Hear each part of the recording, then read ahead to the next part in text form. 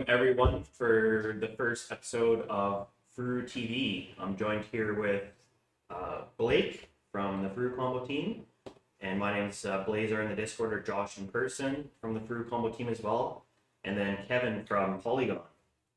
So we'll just start off with an introduction. Introduce yourself, currently what you currently do, and how did you get involved in blockchain. So we'll start with Blake from the Furu Combo team and go around the table here. Okay. Hello everyone, I'm Blake and hello Kevin. Nice to meet you today. Blake. I'm Blake and I have been in Furu Combo team since long before its inception. So I worked with Teddy, our CEO, for a few more years before that. Yeah. And the reason I'm so into crypto is it's because I was so sick when I was in a bank, because of all the regulations and policies and how they like to do things, and especially because of the project I was working on wasn't that interesting and innovative. So that's the reason I really want to leave that place and find something new and to have more, to join the future. So that's the reason I left the bank. And that's also the reason I love in blockchain, because I feel like blockchain could be the foundation for the human beings, for the future of the everything, I think, not just DeFi or finance. Yeah. So that's the reason I'm so into this place. And as for me, I work here, so I'm mainly focused on data analysis and operations. Yeah. Very nice to meet you. Yeah, sure. So I'll just go by Josh, and I'm the community manager. So everyone might know me as Blazer, but I also help with the marketing side and then kind of hosting this kind of stuff. And then I got involved in crypto in 2017.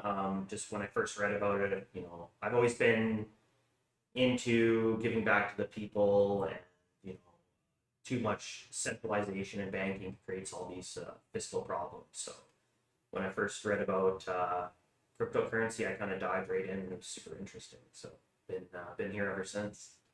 Nice. Did you read a white paper? I didn't read the white paper, but I don't know how I came across it. I think the news in 2017 was booming because of the bull market that was going on. But it was in June, so it was kind of like a bull trap, and then it went down again, and then later in the year it started going crazy, right? But I just read about Bitcoin, and back then it's wow, this seems so much like a scam. But the more I read into it, I'm wow, this is quite interesting actually. There's real technology here. The idea behind decentralization, creating a network that no one can shut off, right? So actually the same day I read about it, I invested in Bitcoin. So wow. Nice. I guess that's kind of the same first impression for a lot of people, right? This doesn't seem real. We cannot see it. Is this even legit? And I guess slowly we just gotta dive deep into it, kind of educate yourself about it. Love it, Josh. Thank you. How about yourself? Oh yeah. So, No worries. So basically, I'm Kevin. I'm the regional lead for developer relations for Polygon for APAC. And really excited have always been excited about building. So when I left Charlotte co-founder back then, I was kind of distracted by what's happening in the space in 2020, 2021, primarily, right? And I slowly got dive into it, happened to talk to the Polygon team and kind of get eased into this role, which is amazing. Yeah, that's basically a little bit about this. Cool. Awesome. Well, yeah, glad you could be here and joining us in Taiwan, including myself too, because I'm normally from Canada, but I'm here for the kind of the year-end planning. So Nice. So I guess I just dove into the next question, which is what brings me to Taiwan. So it's my first time here as well, so I get an opportunity to meet the team in person. I've been working remote with Furu Combo for over a year now, so it's a little bit of a challenge. And of course, I also don't speak Chinese, so that creates another unique challenge. So it's great to be here and to see the culture. It's not you can speak English, right? It's a very global industry, and everyone in the space eager to learn, including language-wise. And I find that fascinating, to be honest, industry. Right. No, for sure. And yeah, I mean, everyone here has their level of English, and they all make a really big attempt to try to learn more and you know, extend their knowledge of English. So, it's unique in the sense that I can help them facilitate that too, right? They Yeah. speak to me in English and then feel more confident about it. So I think that's the first step is just to dive in and try it, right? So I mean, my Chinese is coming along, but it's very, very, very, very far away as well. So, cool. So Kevin, what brings you to Taiwan this time? So we're really, really excited to participate in Taipei Blockchain Week, of course. I guess this is correct me if I'm wrong, this is the first time you've had such an event or such a conference for I blockchain, think so. right? At this scale at least, right? Mm. So really excited to figure out, to understand a little bit more about the builders and the developers here. Because obviously it's a global industry, but there are regional pockets of talent that kind of very fascinating to understand locally what they need, right? What problems they have, what they're going through, what stage they're at, do they need more education? Because that's essentially what we do here at Developer Relations DevRel at Polygon. And the first step to is tackling a lot of like what we do is not just to come in and assume that, oh, I have the answers to all the questions, because we don't. Mm. First step is actually to come in and understand and ask questions to understand, hey, how can we help? What do you guys need more, rather than just assuming, right? Could be education in certain pockets, developing like development wise, what is lacking? Do you need like, is there a big language barrier even? Do we need to translate documentations? But apparently in Taiwan we're really, really fascinated by the talent here. You don't really need that. Like people are just amazing, go out of the way. That's why you mentioned about language thing, which is kind of incredible to see.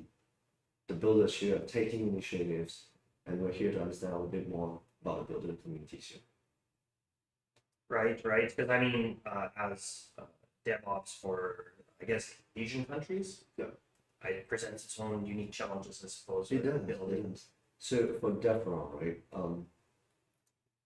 Again, it goes back to understanding needs. And of course, different pockets, they have different needs. A little bit more, it's more like towards this side or that side, and we have to understand. Right.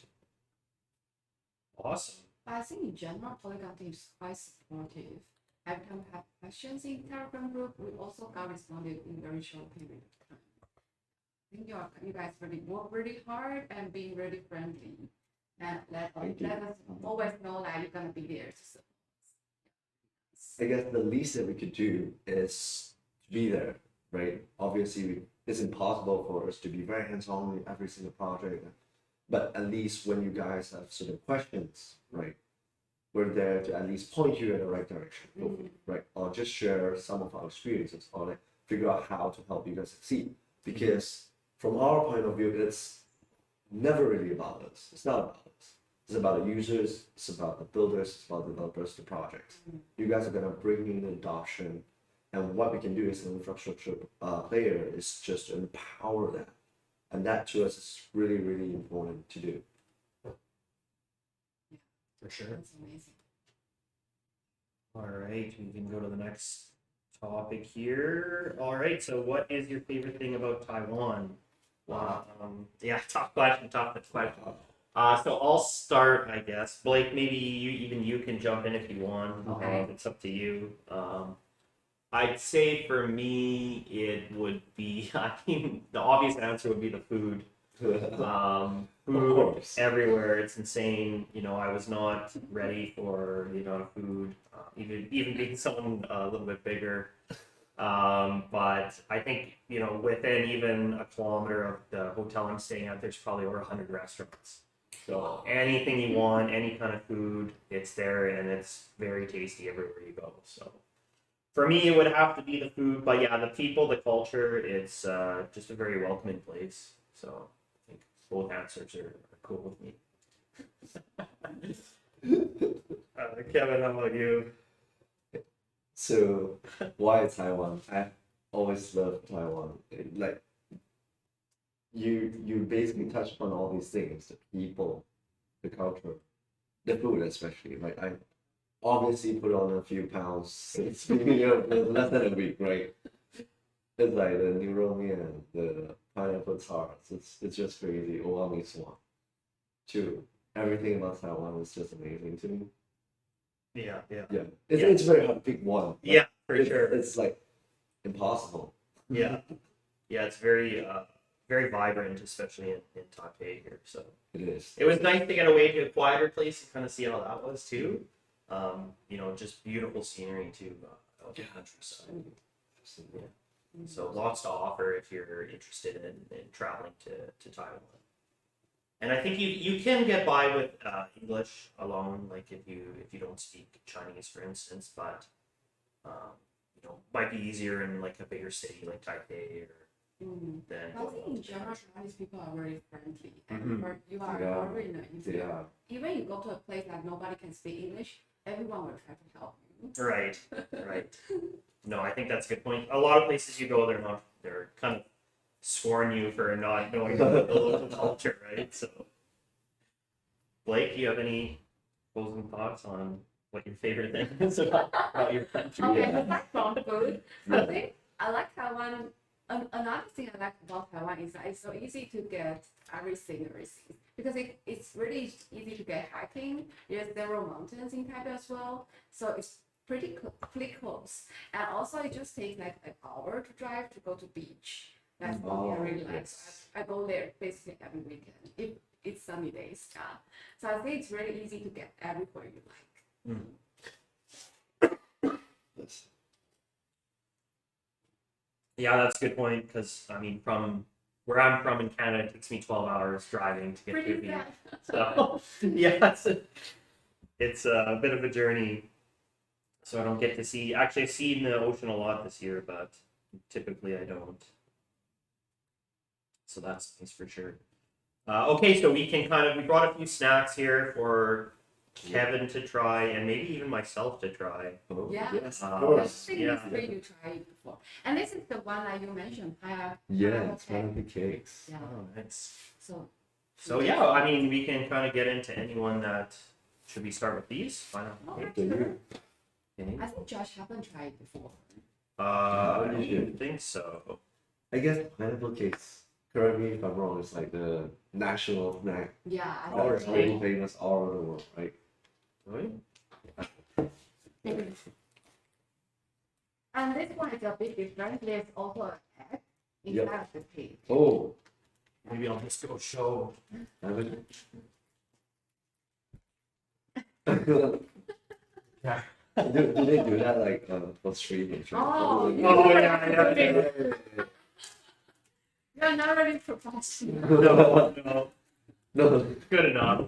It is a pineapple and egg yolk pastry.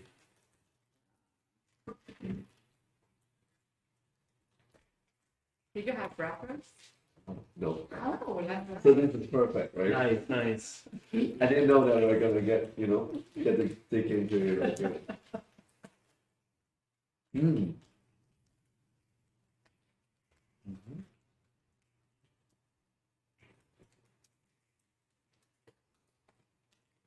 But the texture, I think it's not too sweet, which is good. Mm-hmm.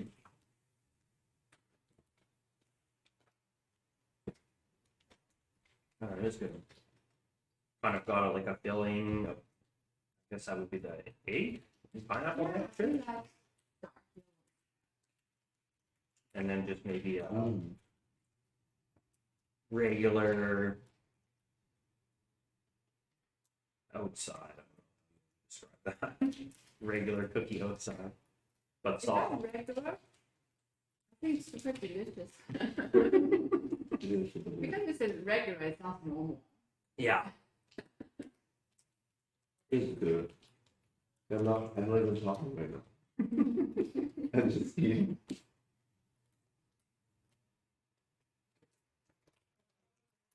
Mm-hmm. So why haven't you shown me this one? Because Oh, you wanted to Right, take it for yeah. this? Oh, okay. I can know your face. Mm. Mm-hmm. Are you gonna make a rating? Sure, yeah, I can read it. He makes everything. Really? Everything he tried. Yeah, I've been drinking a lot of bubble teas and trying ironically, a lot of miso soups. Because Yeah. for some reason, the miso at my hotel is really good. So I've been going around rating all the miso soups to the hotel miso. Wow. And the hotel one wins every time. So I have no clue. The guy that works there must be an ex miso chef or something. Famous miso chef. Yeah, I would rate this at probably a 9. Wow. It's very soft. And as Kevin said, it's not too sweet, so you could get in trouble with these by eating too many of them.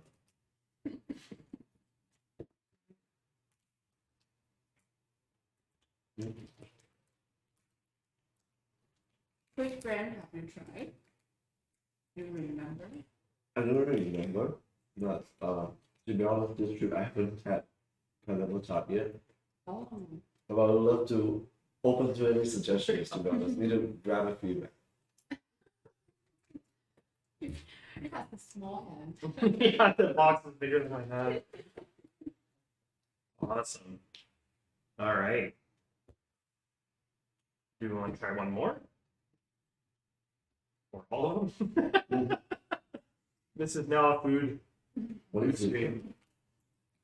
I think we can. Oh, this looks awesome. We can try this thing. Yeah, you have it? Yeah, sure. Open it. Okay, this is dried sweet plum without seeds. And you haven't tried it for yet? No. All right. Give it a go. Is this one of your favorites? So, So but tough. though it's normally foreigners like. No, no, my friend. Okay. Thank you. You want one? So? Okay. No, you don't. All right. So it looks kind of like a dry plum Mm. without seed. Is it the one? Yeah, maybe. Yeah, buy the right one? But I think my friend has the one with the seed. Oh, I thought this one's convenient. Yeah. Okay, so it's kind of like a sweet sour, maybe more so sour than sweet. Yeah.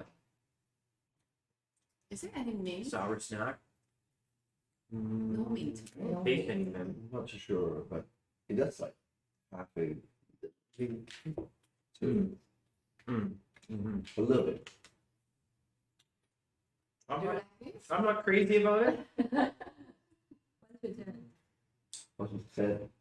I would give it maybe a 5 for myself. Yeah, I can't see myself sitting at the table popping these, but it's interesting snack.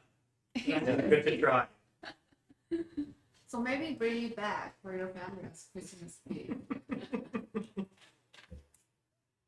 Great. So maybe we'll take a break and then we'll come back to the snacks at the end or something. Sounds We're good. gonna continue on here. All right. So Blake, is Taiwan a blockchain and crypto friendly country? What do you think? Of course. Or we wouldn't be here. Yeah, that's it. But honestly, actually, I would say yes and no. And yes, it's because we have many developers here, and the overall the community here is pretty supportive and friendly, and we are really drove about the blockchain technology.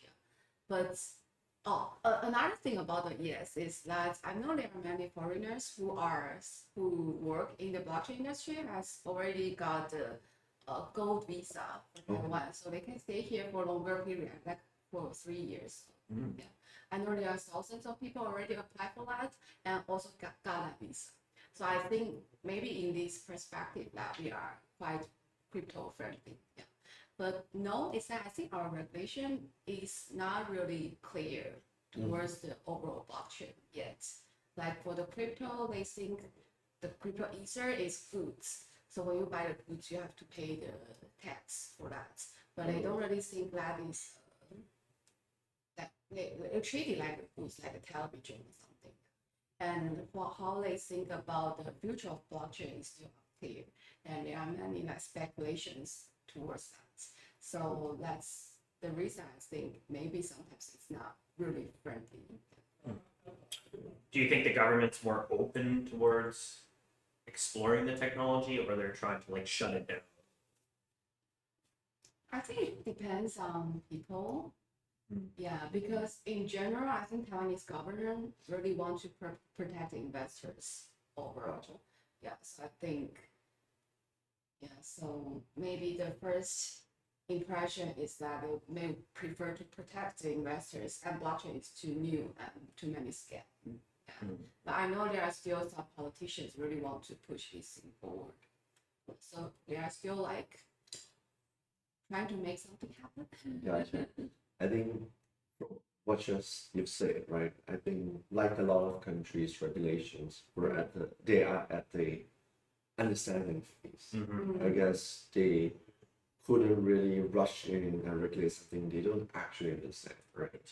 Like it's some things that comes natural to us, who are quite native to crypto Web3 in general, might be a very foreign concept to them, right? But I'm looking at like what you mentioned is that the potential. Obviously, it's always been known for a lot of this IT tech talent.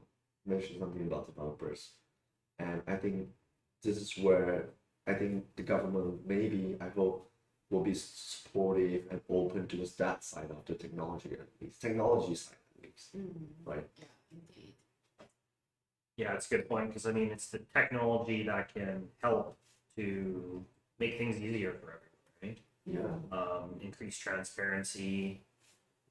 But yeah, it takes a lot of understanding. I think they're just now even just understanding about the tokens, not even really about the technology, and especially the decentralized finance. Like if you're running a decentralized application, you're trying to explain that, like it's gonna take maybe. Yeah. Seems like everything takes a lot longer when it comes to government and regulations. Yeah, it's not like you have someone to call for customer service, you know. Hey, by the way, I need this.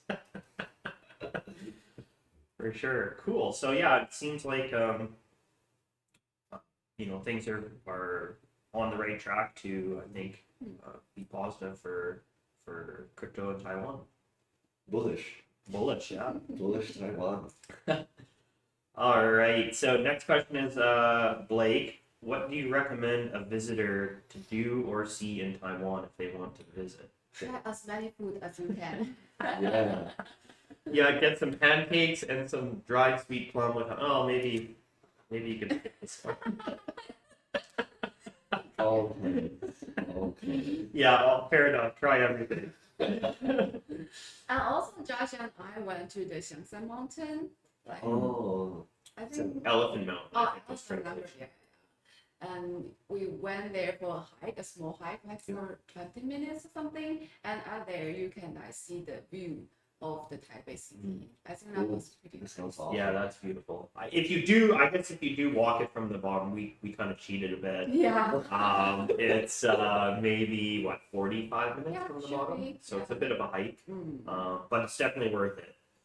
It's quiet and gives you kind of a view of the city, so that's definitely a good recommendation. I also recommend to go every night markets.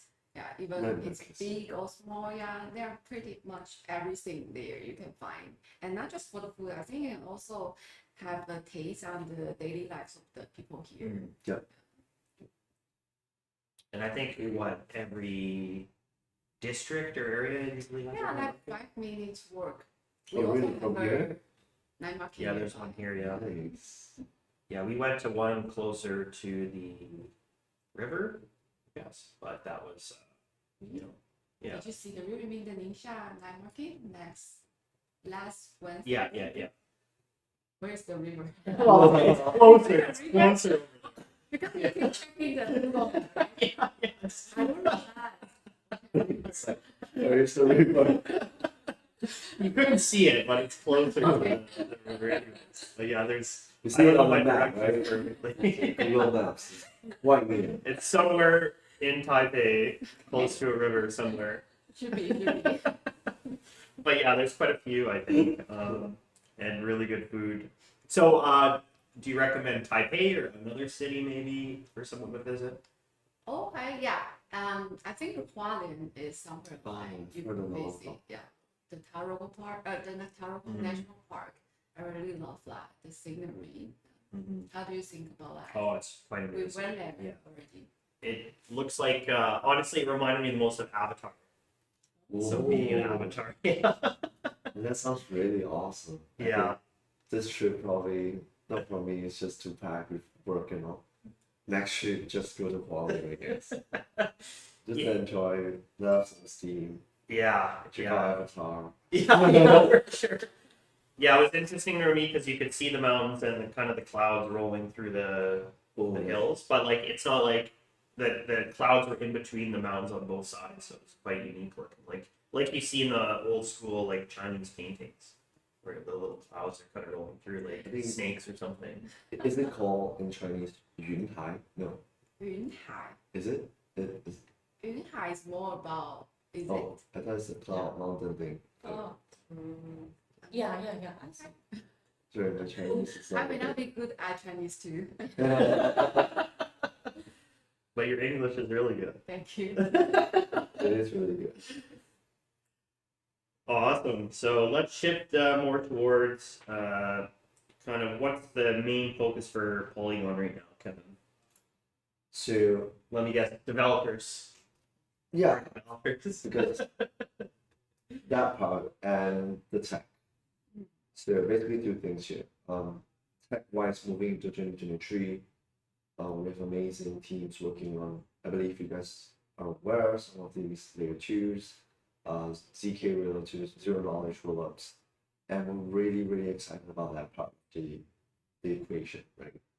Because ultimately, if we're all pretty bullish on Web3 in general, it's gonna eat into different verticals, right? Provide different opportunities to make things more efficient in different industries, verticals.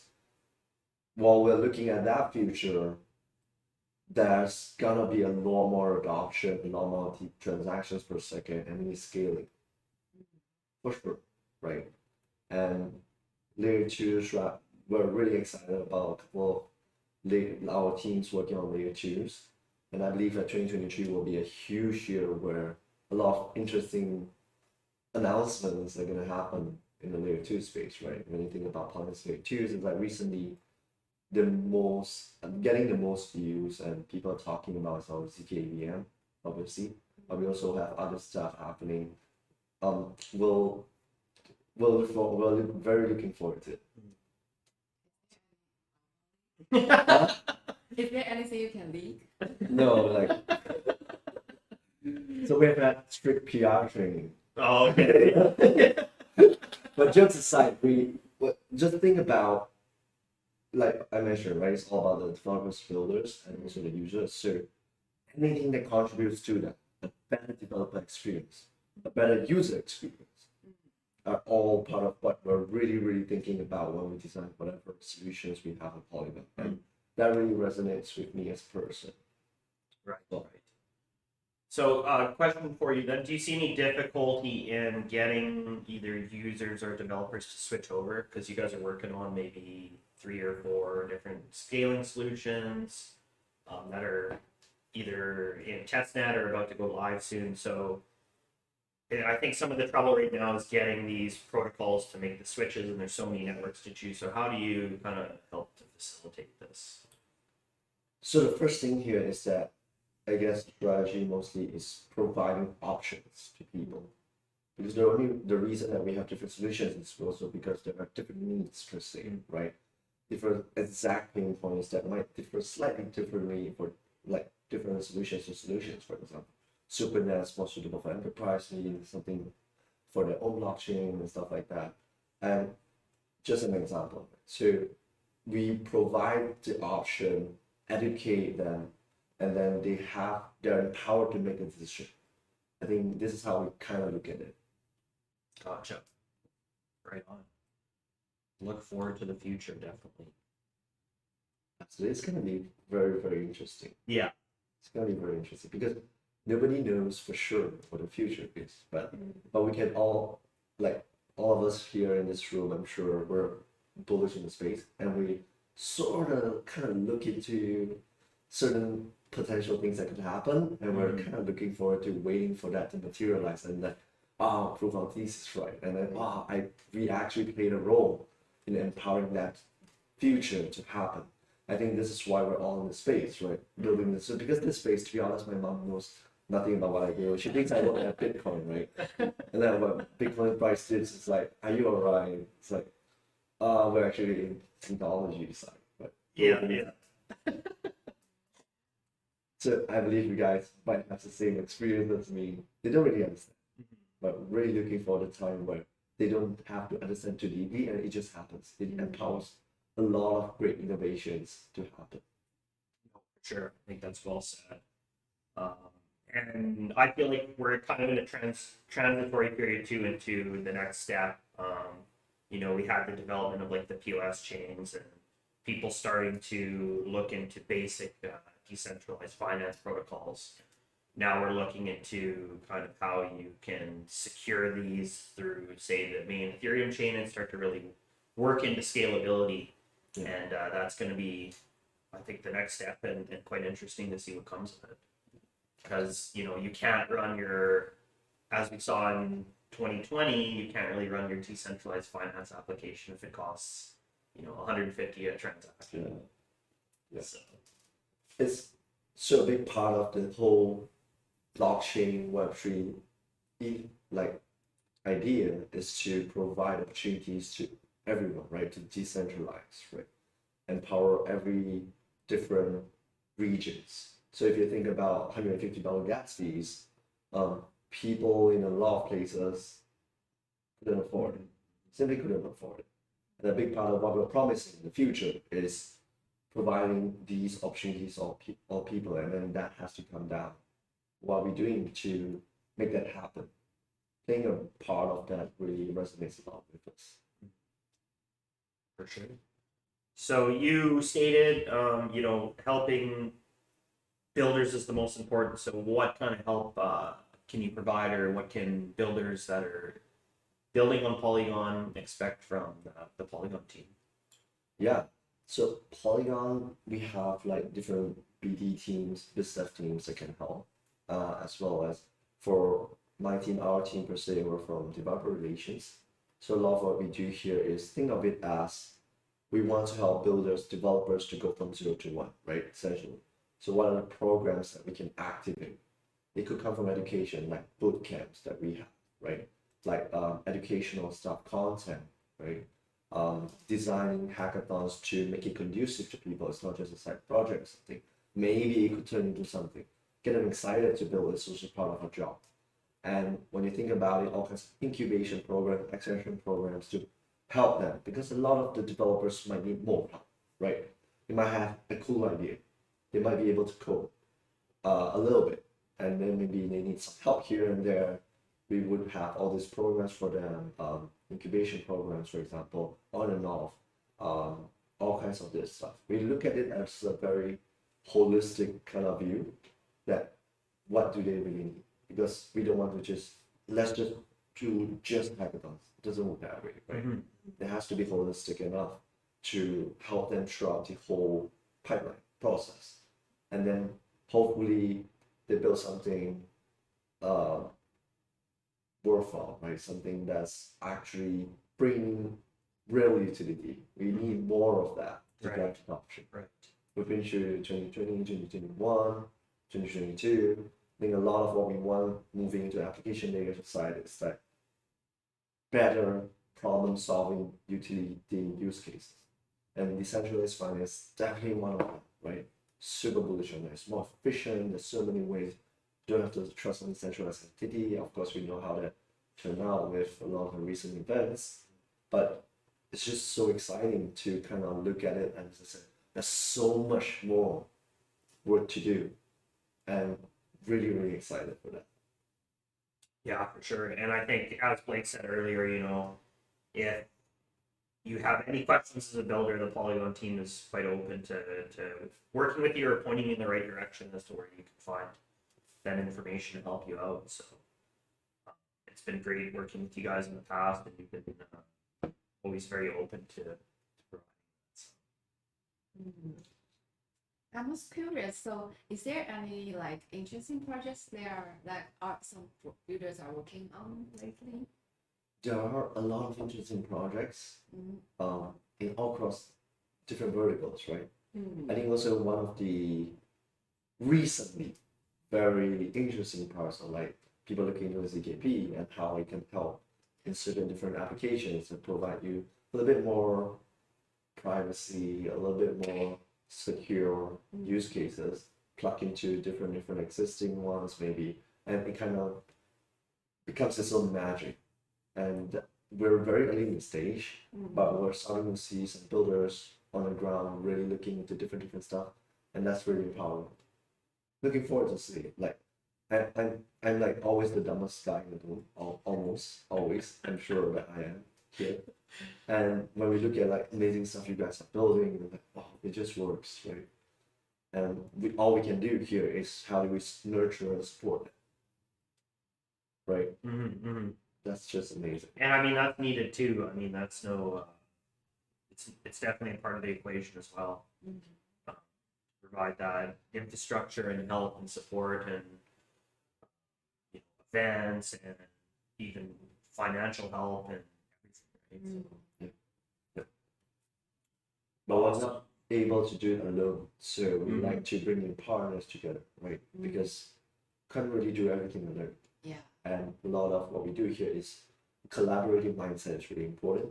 We're all in this space. Let's just grow the space, right? And yeah, very happy that we're working towards that a lot. Awesome. Okay, so we can jump maybe to, how are you guys, I guess, staying relevant in this changing space? Because it seems like infrastructure is difficult because you're kind of always trying to stay one step ahead of, what the needs of the market might be or what people are looking to build. So how do you tackle kind of that issue? So I'm speaking from my perspective because we have an amazing tech team working on all these solutions, right, to improve them, to make them better, right? Even with recent announcements about POS, exploring parallelization, and things like that. We just want to make it faster, better, more secure in all the solutions, and then look at it as helping people to build. Perfect. I think that makes sense. Yeah. Yeah, because to stay relevant, right? A big part of it is ecosystem, right? And ecosystem is not just, it's about you guys. It's about the builders.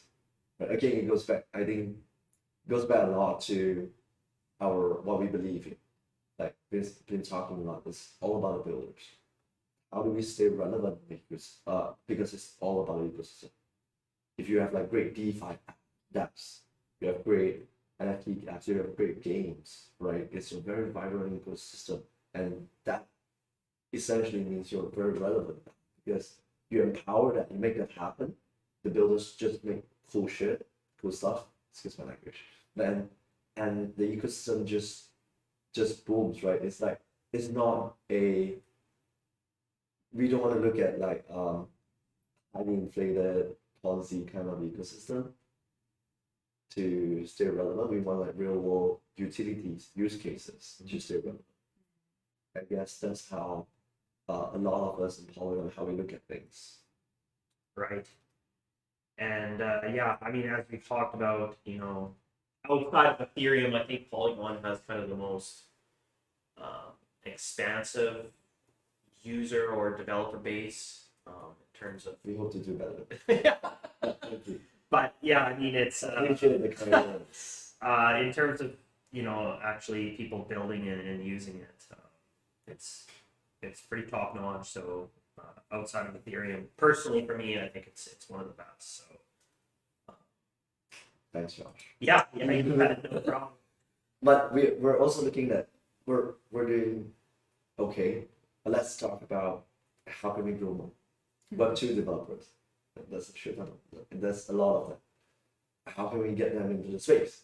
We all need more talent. We all need more talent to build. actual real world stuff. And I think the next step really is to look at not within the Web3 ecosystem only, but to look at how we can grow the space in general, really be very expansive, inclusive in a lot of ways. So exciting. Yeah, and I mean, there's a lot of unknowns, so you Exciting kind of just got to run with it, right? And trust in your laurels. Yeah, please bring more great talents here into the space so we can have more people. Yeah, I know, right? We always have the same, like, we look eye to eye on that for sure. It's like, let's do this together. Yeah. Cool. So I think that's pretty good place to end the questions, anyways. It's kind of a we talked about the obstacles that infrastructure faces when trying to bring people in. So we can just end it with some more treats, I guess, here. And okay, sure. So That's chocolate. yeah, chocolate. So maple chocolate from Canada I brought for the Taiwan team to try. I don't think had anyone tried maple in office up to that point. I think so. I think you brought several pieces, right? I mean, like before I brought the before? maple stuff. Maybe not. Maybe not. Okay, maybe just Teddy because he goes all over the place. But I don't even think can't even remember the last time I had maple chocolate. So it's pretty popular just to put it on, pancakes or Thank you. really just pancakes, right? I think. There's a lot of stuff like drinks too. Right? Yeah, some maple and drinks. So this one's pretty good though. Maybe a little sweet if that's not your thing, but. Yeah. Pull that out. Yeah. Yeah, You really good. That's good. Yeah. Can I take a look? Oh, it's milk chocolate. It's nice. How can you? I think it's a little bit like smoky. It made me feel like when I was doing wine tasting, it takes Wine a lot of imagination. Imagination. So I'm running on like field. There's some fresh air on my face. Well, lots of nostalgia there from the maple. I like that. It does have a pretty strong aromatic or smell to it. I feel like maple. Yes. And I think that's why the coffee really works because it gives you that smell. It's very nice. Very nice. Yeah, for me, I'd say it's a 8 or 8.5. Yeah. So, yeah, I would recommend everyone try maple, whether it's chocolate or syrup or something else. Good. It's quite good. Amazing. Cool, and we can go to the last one. Polygon sweet But- potato. Yeah. Wow. Really? Yeah, the sweet potato. But actually, I have to confess that I didn't try this brand before. But I like this kind of. It's got a really nice box, so it must Yeah. be good. That's the reason I bought it. Because of the box. It makes good souvenir, I guess. Yeah. See?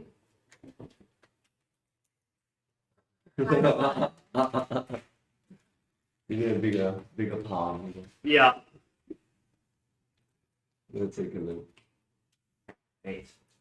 Excited for this one. It's amazing.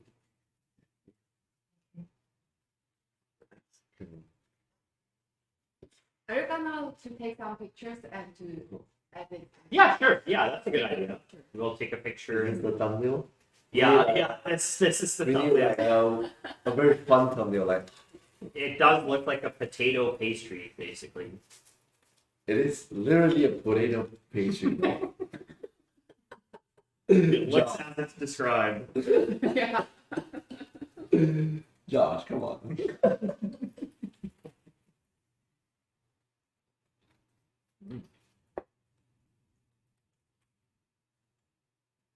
What do you You think? go first. I like Can I take a look?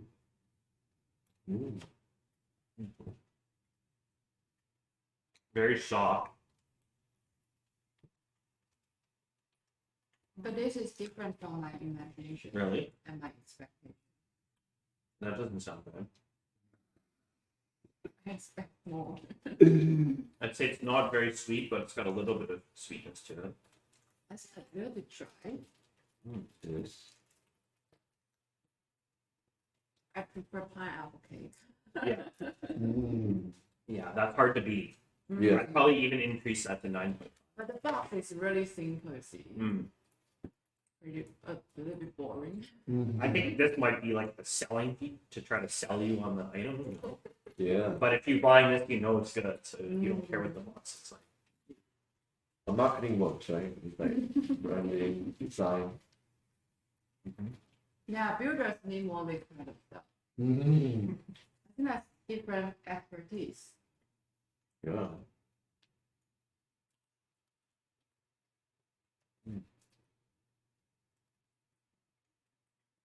So which one is your favorite for today?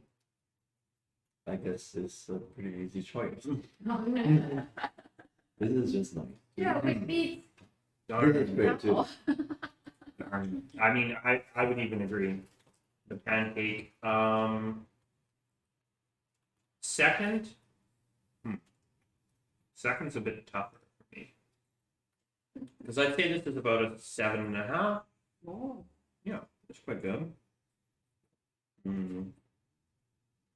I think this maybe tastes better, but how many pieces can you eat? You know, it's gonna oh. it's quite sweet. Mm-hmm.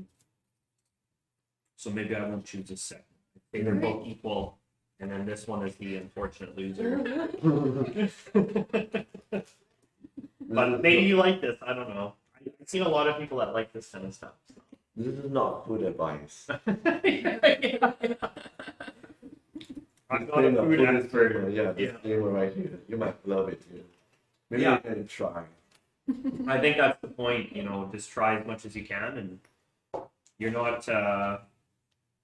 You won't feel bad if you don't like it. You will have tried the experience, right? So. It's like my experience in crypto. I just tried everything for the DeFi, Yeah. NFT, And if you don't like it, then you don't have to go back. and you have to leave early in case it's a scam. And you know, you could try the platform and maybe you'll get an airdrop in the future. Yeah, I did. So awesome.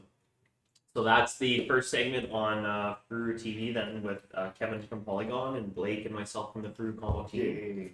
So thank you very much, Kevin, for coming here and being here today and joining us at our office. And hope you enjoy your time in Taiwan and hope to see you again as well. Thank you very much. Awesome. Thank you. Should we do something? Yay!